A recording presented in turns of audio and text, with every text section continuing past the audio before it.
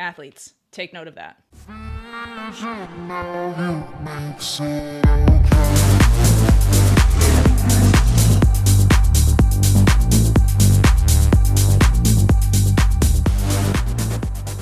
Today we're going to talk about two different areas or words associated with injury. Injury prevention, where we try to stop injuries from happening, and two, injury reduction, where we try to reduce the amount of injuries that happen, the chances of it happening, the severity, and the length of the injury itself, if it does occur. The thing is, we can't really call it injury prevention because as sports scientists, as coaches, we cannot stop injury from happening. Not even the best doctor, not the best sports scientist, not the best physio. We cannot eliminate the chance of injuries happening because sports are just really chaotic. They're uncontrolled. That's part of the fun of it. That's the fun of playing it. That's the fun of watching it. But unfortunately for us who are worried about the health of our players, we just simply cannot prevent injury from happening. Injury prevention has, in the last 10 years, really been used as a marketing tool, saying we can prevent injuries by using this thing. And then they sell you something, but don't actually tell you what it does to prevent that or have anything based on science or any kind of data that says that it actually prevents injuries, even if it potentially reduces injuries. So I don't want to sell you on something wrong. We can't prevent injuries. Shit happens. It's just the way it is. So we're going to talk from here on out about injury reduction. How can we reduce the chances of an injury occurring, the severity of it if it does occur, the length of time that an athlete spends being injured, and any risks around that? We want to reduce all of those. So again, we can't stop injuries from happening. Why? Because we have collisions. We have non-contact injuries as well, where we slip and fall in the rain because things aren't perfect. It's an uncontrolled scenario. We have concussions because we went up for a header and smacked heads. One great example is I work in cheerleading with cheer athletes as well, and cheerleading is a brutal sport because you're throwing people up in the air and then they are landing, coming down on other people, and they have to be caught, and sometimes it just goes poorly. Sometimes the head comes down and smacks somebody in the nose. Sometimes you break a finger because it landed wrong. We can't prevent that from happening because it's part of sport being carried out, being executed, but we can still go about reducing injury risks and then rehabilitating it as well as we can so that our risk of re-injury or it occurring again is then lower. Why is this important? For me, it's important because I want my athletes to stay healthy. I want athletes, period, to stay healthy. But when it comes down to it, sport is all about money. So we should actually be motivated by that as well because the cost, especially at the elite level, like in global football and soccer, the cost of having athletes on the sidelines who cannot play, you have to pay for their rehabilitation. You still got to pay them for their contract, and you're not able to use them in game because they're unavailable, because they're injured. Makes sense. And that costs a lot. The British Journal of Sports Medicine estimated between 20 and 40 million pounds an elite sports club can lose in a year just to injuries at the elite global football level. So we're losing a lot of money, we're losing time, and we're losing health by having athletes get injured. So let's talk about a couple things. How do injuries occur? Overloading is a big deal, especially in elite sports. Overloading means overtraining, basically giving them too much load, too much work. They're training too often. They're too exhausted because if you overload an athlete, then they're having to compensate for the resources that they don't have. Like if they don't have the strength, they don't have the speed, but they're forced to continue putting out energy and not able to recover enough in between sessions or recover appropriately in between sets, then we're going to have a problem, and that increases the injury risk significantly according to multiple studies, which I will pack down in the description box. If you don't know the difference between external and internal load, you should click on that video at the top. I'm not sure which corner it's in. When we look at high external load, we see an increased injury risk when it goes over essentially our protective buffer zone. So if we're having super high pitch counts for youth baseball athletes, one study found that over 100 innings pitched in a season for youth baseball athletes led to overtraining and was very predictive of injury as well. High-speed running has also been found to be essentially too high of an external load that then leads to injury if an athlete isn't prepared for it. Now, the external is the work, the internal is the adaptation on the inside. Higher internal loads were also correlated with a higher injury risk as well. When an athlete says the session is really intense, a high rate of perceived exertion, excessive loads early on in the training plan, not having enough time to progressively overload, but starting with a lot of work at the beginning, and an athlete just isn't able to adapt or recover from it quickly enough.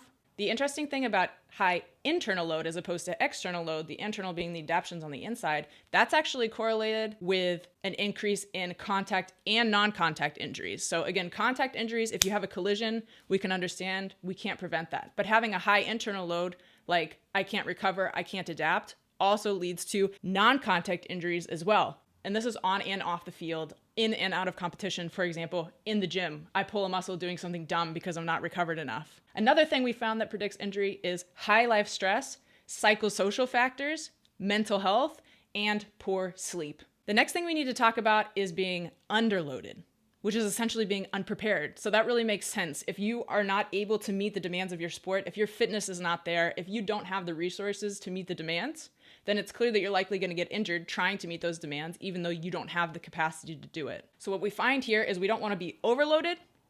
We don't want to be underloaded. We need to find this buffer section, this sweet spot. And that's where, obviously, load management comes in. Let's talk about strength training, because strength training is what the data shows us a great solution for injury reduction. So to talk about it directly, let's talk about acute injuries. And these are not overload. These are not overtraining injuries. These are acute injuries, contact, non-contact, that likely happen on the field or maybe during a bad lift. What we found is strength training actually leads to a reduction in soft tissue injuries, for example, hamstring tears, especially when we're doing eccentric training for the hamstrings. So a reduction in soft tissue injuries and in tendon injuries, for example, a reduced rate of ACL tears, especially in female athletes when they're strength training. Strength training essentially raises the tissue's threshold. You're able to get more out of the muscle, you're able to get more out of the tissue, the ligament, the tendon. We also know that strength training leads to increased coordination and better proprioception. Basically gives us a feeling that we know where our bodies are in space and can better control our limbs, better control our body positions. That's a good thing. It also gives us more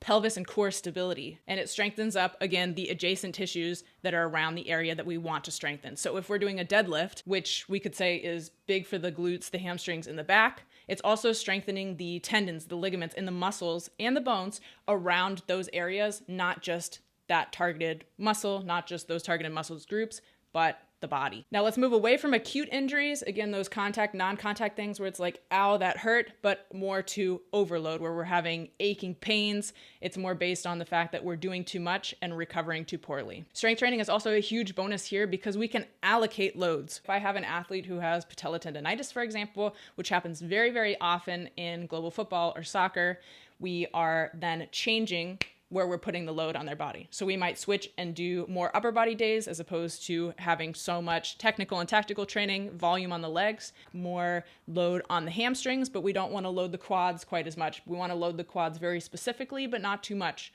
So we're able to distribute the load with strength training. Also with strength training, we learn how to increase loads slowly. And this is really important, again, because if we increase too fast as opposed to a slow, steady, progressive overload, and we just, bam, too fast, we're going to hit overtraining. Control slowly building up the capacity of an athlete and actually with data, with numbers, being able to see how strong they are instead of just guessing when they're doing the technical and tactical aspects of their sport.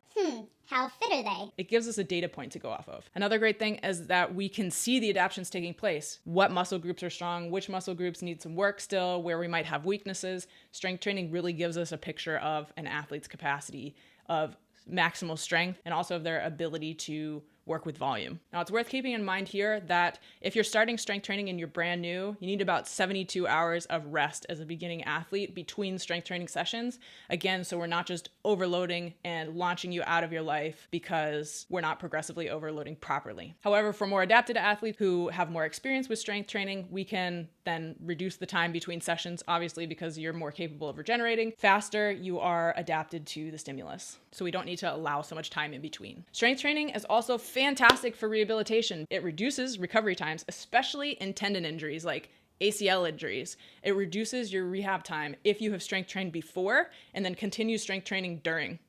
Then after, if you continue strength training after, so it reduces your rate of re-injury. If you had an ACL tear on one leg and you do some strength training in your rehab phase, but then you stop, research suggests that you're probably gonna have another one, either on the other leg or on the same leg. So we need strength training, and it's been strongly supported in the literature that strength training actually does help to keep injury at bay. Again, not preventing, but reducing the risks, reducing severity, and reducing the length that we are then out of action with injury. Praxis. What can I give you to take away? What are my recommendations? Well, first of all, strength training, obviously. If we want to reduce injury risks, we need to start with strength training. Again, make sure those breaks are in there. If you're a beginner, 72 hours is what's recommended. Slowly and steadily load the athlete. So gradually do more weight, gradually do more volume. Keep that in mind that load management is super important. Eccentrics. meaning this lowering phase for the athlete can be really helpful, especially for reducing hamstring injuries.